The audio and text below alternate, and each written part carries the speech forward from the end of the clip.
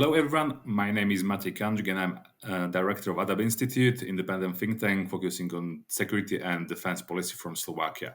I welcome you to listening a new episode of Adapt Euro-Atlantic, a podcast in which we explore new emerging threats and other topics related to Euro-Atlantic area. Today, we go and explore geopolitical shifts of 21st century, specifically focusing on impacts on German and Polish defense sector. I am happy to welcome my two great colleagues, Raula Bertoldiniho and William Ostatnik, who will discuss this topic with me today. Raul, please present briefly your paper, which can be found on our website, adabinstitute.org, which focused on the topic outlined. Raul, floor is yours. Thank you so much, Matej. Thanks for having me here. So, as said in the title, basically what I do in my paper is analyzing two countries that are crucial for Europe, especially in the last years, and now they're navigating the changing European security environment, especially with the war in Ukraine. So I'm most specifically concerned like Germany and Poland. I compare how the two countries are planning to basically rebuild their defense industry, restructure their defense industry, and how they are planning to be ready to face the new challenges in the following decades. Basically, the analysis starts from what is the situation of their defense industries now, of the analysis, are they more based domestically? Do they focus more on international partnerships? What's their relationship with the political environment of the countries? And in the course of the paper, I also try to structure what should be done in the future, which path should the politics and the industry keep in order to guarantee the results that they want. That's the fundamental idea of the paper, and this is done both for Germany and Poland, though the countries present a lot of similarities, but also lots of differences, because the political class is completely different, the public opinion is completely different, the trust in the army is completely different. So this undoubtedly influences also the defense industry and its development. So the main point for Germany is that after many years of considering the defense industry almost hostile, and for instance, risking to basically shut it down under new European environmental regulations, with the Russian invasion of Ukraine, the entire German political class, especially the government, has basically also been forced to change their mind and to announce stuff like the Zeitenwende, so change of course. So we are entering a new era. The new era will also require us to think differently about defense, think differently about industry, and has been characterized by lots of billions poured into the sector. But as I also mentioned, this is a challenge because the public opinion has shifted as well, but maybe not so drastically as has the politics. And the defense industry cannot just change from one day to another, and the politics risk to change back. So if the bureaucracy slows down the process enough, the politics might change its mind again before actually the plans, like the long-term plans, some are implemented. While in Poland, they paradoxically might have the opposite problem that I find in the paper, and that connects also to another brief that I wrote, that concerns the fact that the concern for Polish government is also the long-term stability, because many of the things that are doing are also not so popular within some parts of their population, and they are increasing the public debt of the country in order to rearm the country, rearm fast, are doing plans without the approval of the parliament in some cases, which is not seen well by many people. And so, and yeah, they are removing funds from other sectors. This is actually in common from both sides, because Germany in the new budget for 2024 in the first draft plans to cut the spending under many sectors, but defense, while Poland has obviously more limited financial resources and still decides to allocate a lot of them in defense. This is something that in the long term can be both an opportunity, obviously, for the defense industries, but a threat for like the long-term stability of the plan. It depends on the public opinion of both countries. It depends on the how the war in Ukraine will go, how the war in Ukraine will be keep be present in the media, because like we saw how fundamental it was even for the Zeitenwende, the perception, how the war has been presented, the fact that Germany needs to change their approach. That sounded naive. The politicians need to be more concrete, more defense oriented.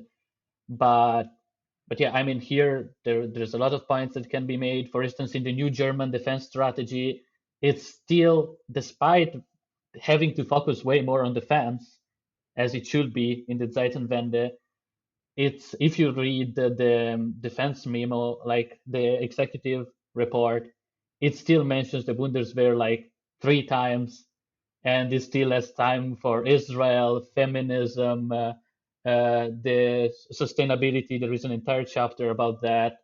There is time for hunger and the education of the kids. So, I mean, for a country who just said at Zeitenwende that we need to rebuild the army, at least the executive memo is still quite old style, old school. While, well, Poland also in the declarations is way more, even dangerously sometimes, some people think, assertive. Every time something happens that can be considered a threat to Poland, they send the army. There is the migrants, we say we send the army. They say 2 helicopters. I mean, I saw the news. I don't even, they then withdrew, they took it back, but I don't know if it's still official or not. But they sent more army. And Polish people in general, like, I think the Polish army is the most trusted, as I mentioned also in the paper, is the most trusted institution in Poland. Like, they don't trust the politics, but they trust the army. But now the politics is rebuilding the army, so that can also be a topic. Okay, thank you. I guess that was a good, more than good introduction. William, what's your follow up? Well, thank you, gentlemen. Thank you, Mate, for organizing this, and thank you, Raul, of course, for writing an interesting analysis. And it's my pleasure and honor, as is a good tradition by now, to be here and to discuss. Um, because the analysis, I think, is good. If you allow me, gentlemen, I'll just go through a couple of notes that I made and couple of notes that, of course, deal directly with the paper, and then, of course, some I'll mention some, let's say, developments that I think that are worthy of our attention and might spur an interesting discussion and debate today. So as I said, I think Ral, your analysis is a very worthwhile contribution to the ongoing debate, which is very important. It highlights, as you already mentioned, similarities, but also differences among two critical and key, let's say, well, actors, of course, states within the EU, but also within NATO, or especially NATO's European part, and that is Germany and Poland. So I think that these discussions should be ongoing and developing also within ADAPT, but elsewhere as well, because these are critical players, as we already established. And I think our attention should be there, and we should keep our focus on the developments. And indeed, there are developments. I would say that. Also, given that I wrote a piece earlier this year on Germany's Zeitenwende, and I tried to compare it to the rhetoric and the plans with the financial and bureaucratic and institutional realities in Germany. But I would argue, and I was being quite, well, I would say rational and realistic, but also fairly strict. But I would like to take a different approach today, saying and arguing that Germany actually is moving forward and quite rapidly. I would say that there are major developments in Germany. But before we go and dive a little bit deeper into these developments, I want to mention a couple of those. Overall, I just want to say that I enjoyed reading about these differences, as we said, between Poland and Germany. It is interesting how Raul mentions and analyzes how Berlin is more structurally integrated within these institutions and organizations. For instance, Josef Batora, professor at the Comenius University in Bratislava, writes about this, and it's an interesting avenue, potential avenue for further studies. Also, how it has more political capital. Raul, you already mentioned that also in your first sort of introductory remarks, that there is more political capital to use and leverage in terms or in connection to Berlin than perhaps to Warsaw. Also, how Berlin's policy is rooted very firmly in international organizations and institutions. I mean, this is something central and pivotal in German foreign policy, in German security policy. And it is very true. We know that Berlin is not going to do anything basically on its own, only in close and deep cooperation with its allies within the EU predominantly, but also, of course, within NATO, thus effectively limiting its own leadership and initiative. But that might be for slightly different discussion, but it's a very important point to make. Also, it's interesting how Germany has more to offer. Raul mentions this in his paper, how Germany has more to offer. These are my words, of course. Raul, you can, of course, correct me if I understood it wrong, but how Germany has more to offer also to the future generation of engineers and constructors and also workers in terms of the defense industry, right? Because it has institutions, whether we speak about universities, for instance, that nurture these talents, nurture these future, the current and future generations of the manpower, let's say, right? That will be crucial for the defense industry, and it has more cash. If we put it bluntly, Raul also mentions that. So financial constraints and financial sustainability is a critical element, and one of the critical elements that we wanted to highlight and mention in this discussion, I think. Uh, so, given all this overall sort of description, I would argue, coming back to what I mentioned in the beginning, I would argue that the main difference, at least for the sake of having an interesting discussion today, gentlemen, here and now, is that Germany is a major defense not only producer but also developer and exporter. I think this is in rather fairly stark contrast to Poland, because Germany is a true powerhouse, as I see it, with a lot of potential. Poland, on the other hand, is, for instance, setting up joint ventures with its critical allies such as Washington, or to a lesser extent London or Seoul, creating joint ventures that are able to produce, right, certain hardware, military hardware, whether we speak about main battle tanks or something else. But Germany has already capacities, I would argue, to do a lot on its own. And thus, an interesting question, I think, to pose here for a discussion is, will it, right? Will it, and how much and how? I think we might sometimes forget that Germany and Germans have a really top-notch technology, globally speaking. So it would be interesting, I think, to keep track of changing attitudes towards exports as well. I want to highlight this point: export and export controls, which are a big topic in Germany. We saw that since the beginning of the Ukrainian war and the Russian invasion.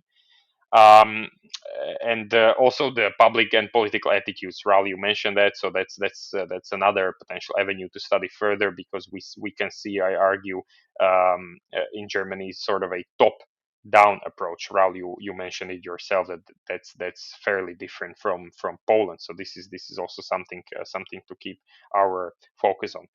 But as I mentioned, I wanted to give a couple of examples of how Germany is moving, and I wanted to demonstrate with these examples also the difference. What I find as the most important difference between Germany and Poland in this regard. So, for instance, I think it was 2 weeks ago, 2 or 3 weeks ago, that the first of four in total German-built diesel-electric attack submarines. This one was named the Impeccable, has arrived in Singapore. So Singapore has ordered a total of four German submarines that are designed that were beautifully designed by ThyssenKrupp for very distinct and specific Singaporean shallow tropical waters. So Germans can do this, and they were delivered. And so far, at least the media reports that the Singaporeans are very happy about this and are looking forward to some further cooperation. Another recent decision that I want to mention was made by Lithuania.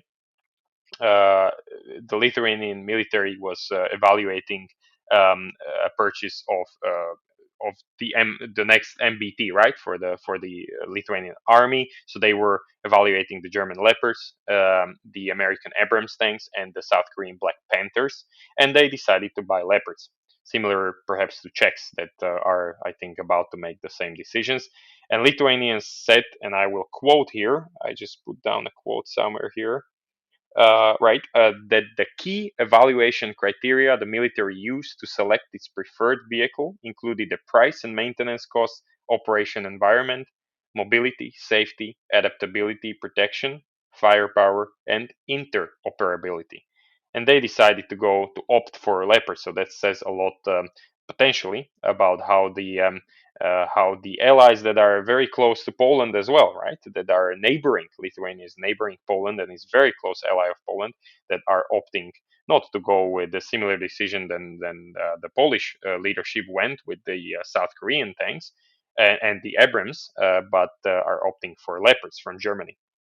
And then, of course, there are talks, ongoing talks, or at least rumors, right? I mean, we are unsure, but the information we have gathered by now is that the Ukrainians are in close contact with Rheinmetall, and the biggest German defense sort of company, about the building a factory somewhere in Western Ukraine, worth somewhere around 200 million euros to produce some 400 tanks. That's the information out there. Some 400 tanks and heavy vehicles a year.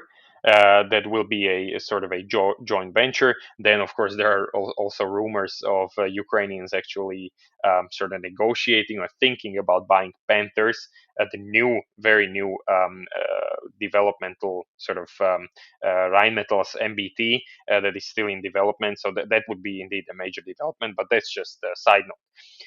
And then it's not about exports only, right? I mean, Germany is slowly, I think, starting to move internally as well, domestically.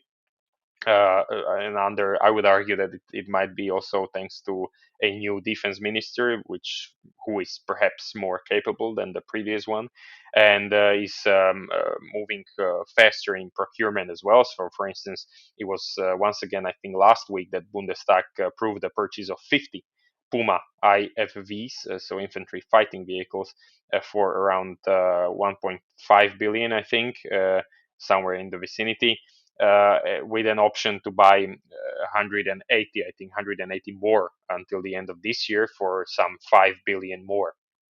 So these are major developments, major procurement efforts that are very specific and are already being approved by the Bundestag. This is something that I rather took critically when I was writing my analysis, so I wanted to put that in contrast. And also to put this in contrast with Raul's argument about Germany's reliance on multinational projects to succeed. That is something that, Raul, you mentioned in your work, with the products that Germany every time needs to sort of rely on this international cooperation. I think that what I just mentioned, these cases sort of point out that the indigenous German industry, defense industry, is capable of producing a lot of things, from submarines through infantry fighting vehicles to the newest generation of main battle tanks. And the last point, gentlemen, if you allow me in this regard, is that I recently read a very interesting piece in War on the Rocks by analyst Fabian Hoffman. Maybe you have come across the analysis as well. He focuses in that analysis on EU's long-range missile strike capabilities. So whether we speak about ballistic missiles or cruise missiles, I think Hoffman really sort of focuses on cruise missiles, right? Air to surface cruise missiles. And here, once again, I would use this example. It's a very, very good analysis that he puts forward. I would use this example to illustrate Germany's prowess and power in this regard, industrial and technological power, in comparison to Poland, because Hoffman suggests three things that need to happen, according to him, in order for us to restock, right?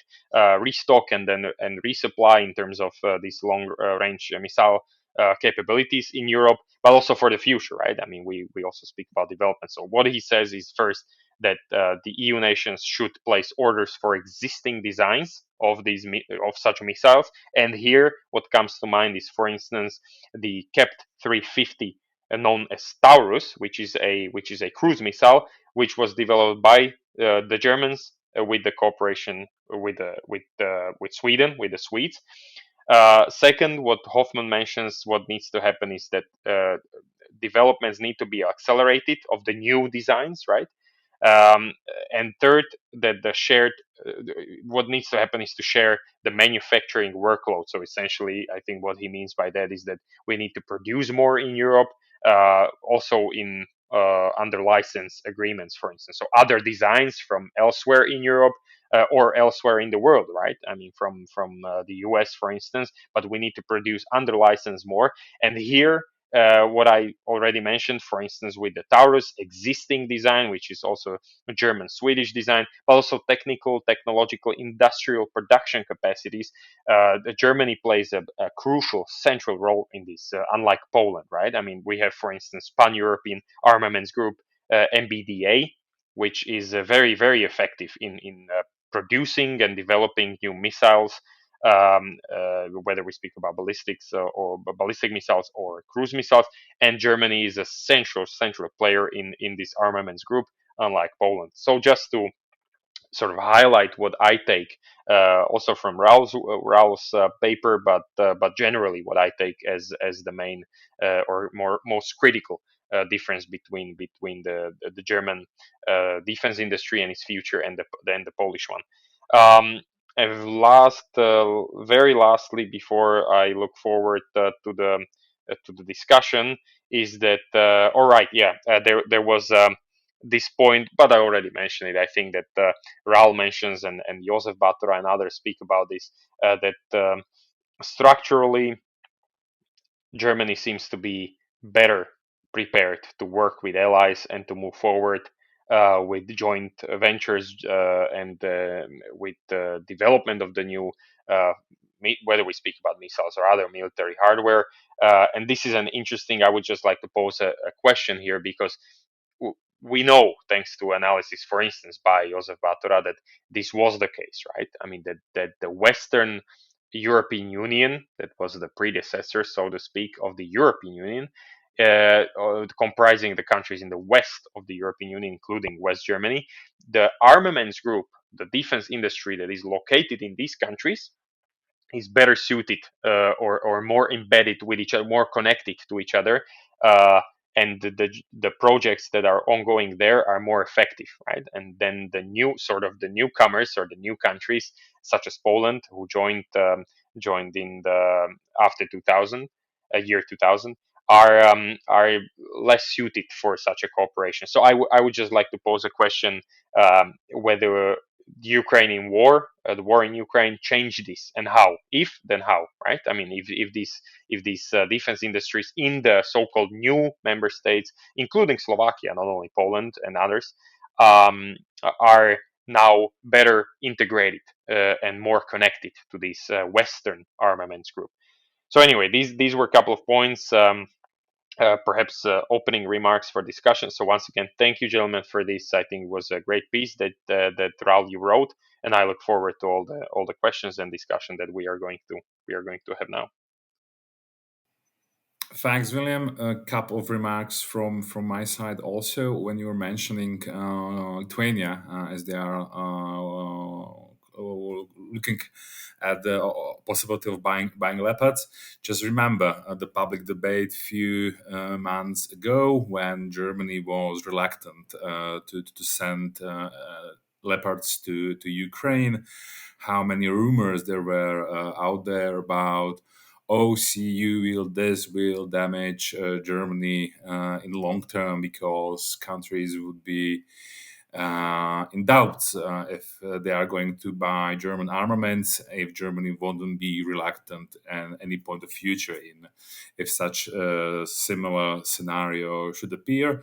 And I believe Lithuanians were actually one of the countries from where you can hear such voices, and suddenly, surprise, surprise, they go and buy probably Leopards 2. I think it's just interesting throwback.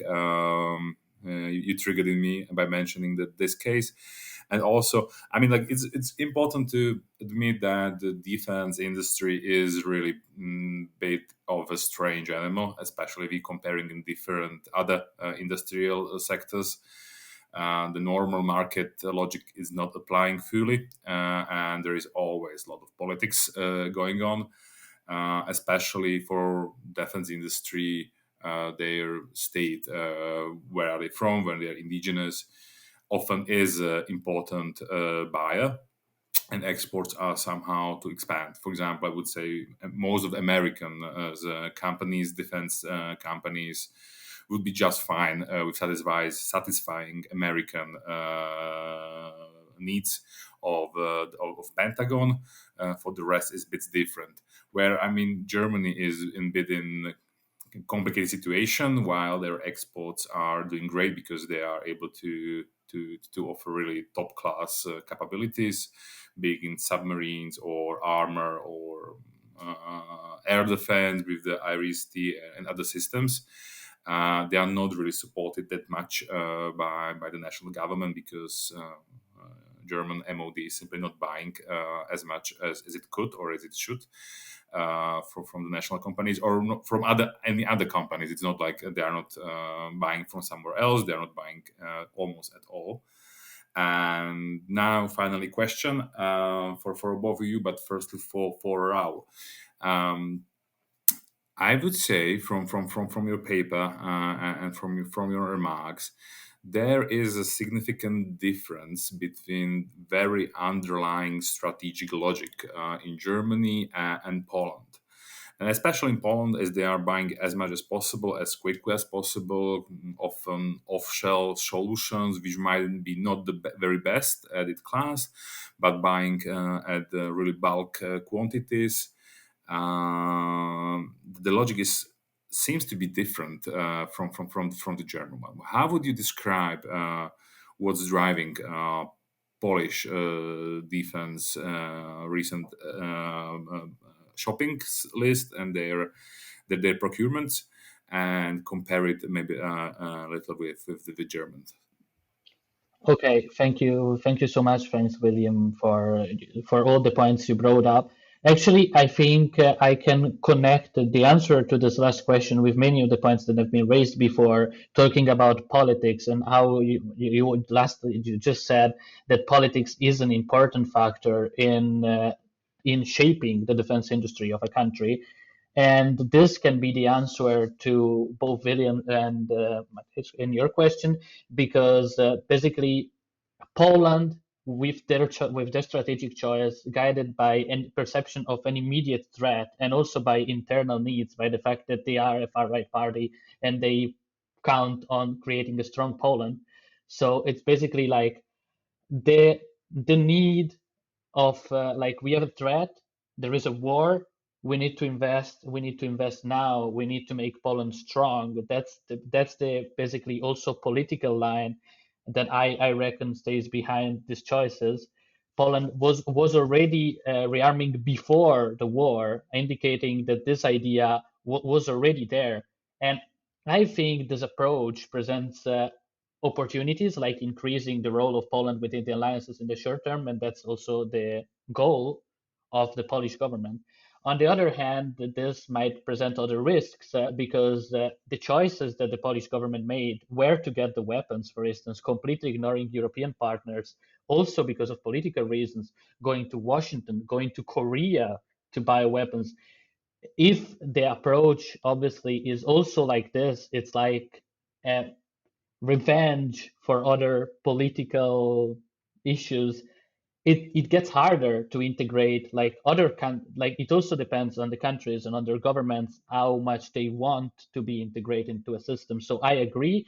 I think the Ukraine war can change, to answer Vinny's question. I think the Ukraine war can change this trend, but it will also be up to the strategic approach that the country chose. And going to Germany to compare, Germany, it makes sense. Germany has always had a longer term approach, a more generic approach towards developing security, developing the army, has always focused on international organizations, has always focused on creating an integrate force that can also operate with allies. So the politics has always focused on multilateralism, has always focused on we operate with others.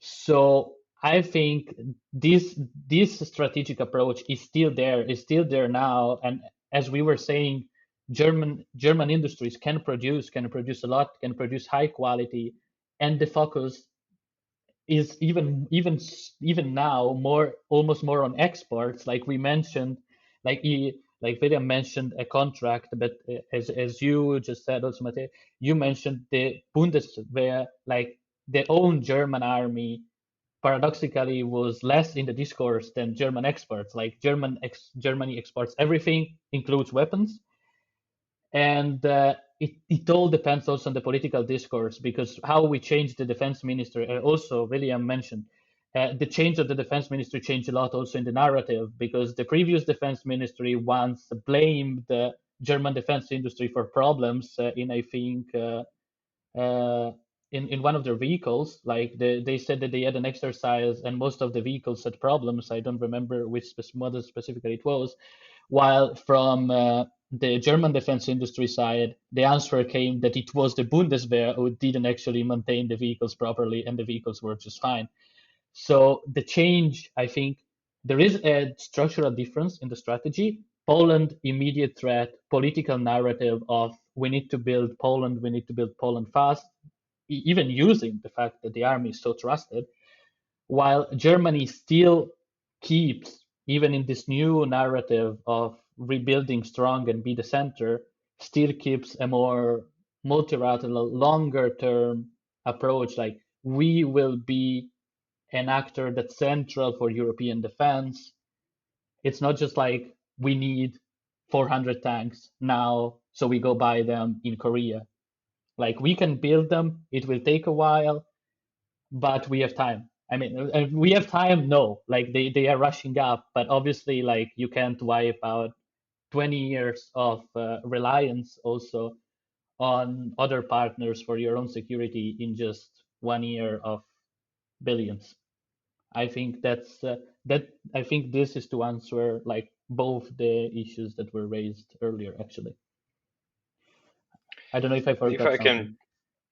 if I can jump in, I completely agree with you, Raul. I think you said it very nicely and specifically and clearly, and I agree with all of the points in principle that you made. Um, it's a more long-term approach, more systemic, and they're trying to overhaul embedded and settled sort of processes and cultures that are there in Germany speaking, right?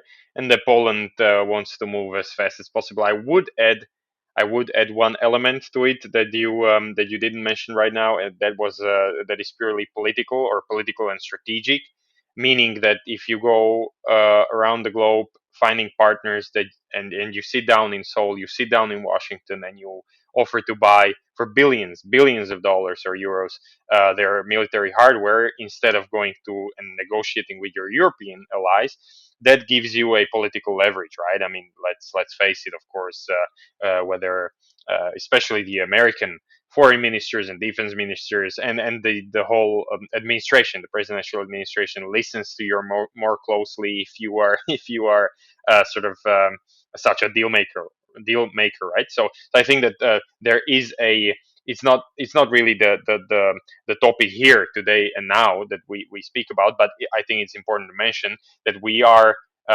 awaiting the results of the or we are approaching the elections in America, right? In the US, and these will be critical for many reasons, critical US elections, presidential elections. So I think that in Warsaw, they are sort of counting on maintaining good relations, whether there is Donald Trump or whoever else in the White House next year.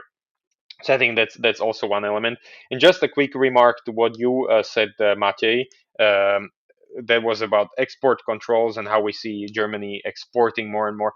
I think this is still a bit of a taboo topic. I would say in Germany. I think, of course, we can see the numbers, we can see how much of an exporter Germany is, which is fine. But I would be interested more in seeing how this is culturally being sort of taken or understood in Germany, because export controls, and you mentioned it yourself in regards to Lithuania, but also others. We had situations last year that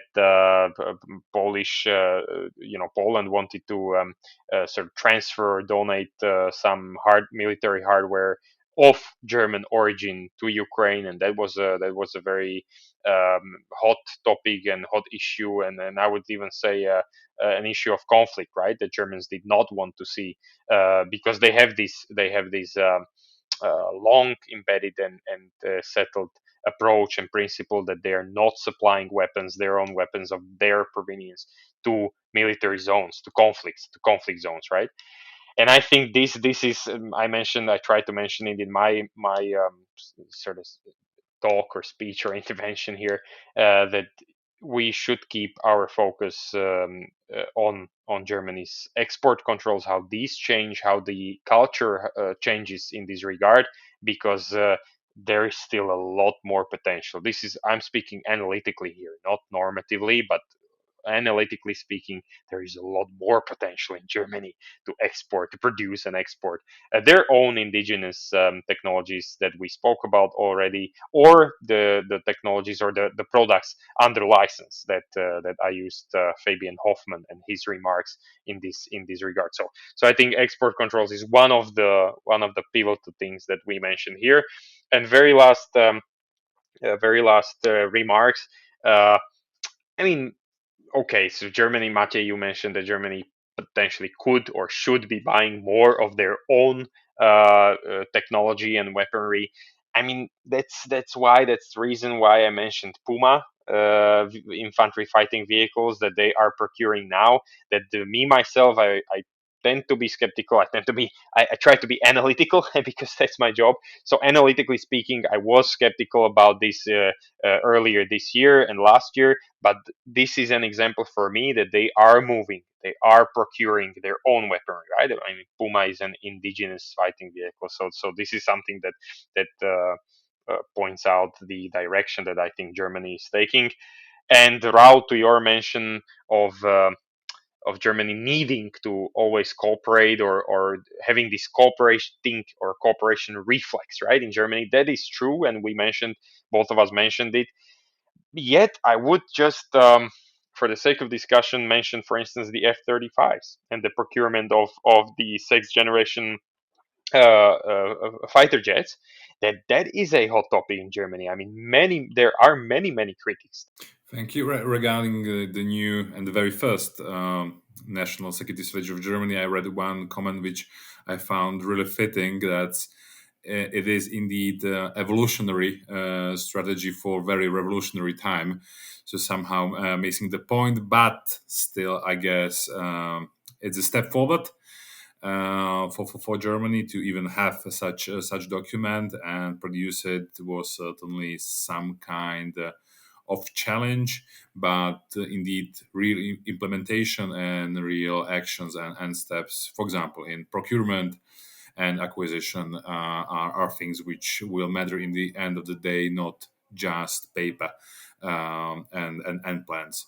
Gentlemen, we are basically out of time, so I would like to thank you both very much for this great discussion. For our listeners who are interested to learn more, please find the Raul's article on our website, arabinstitute.org, his policy paper, which is in detail looking in comparison of Polish and defense sectors and how they are evolving on the current geopolitical shifts in Europe. Gentlemen, one more time, thank you very much for being here today and having this good discussion.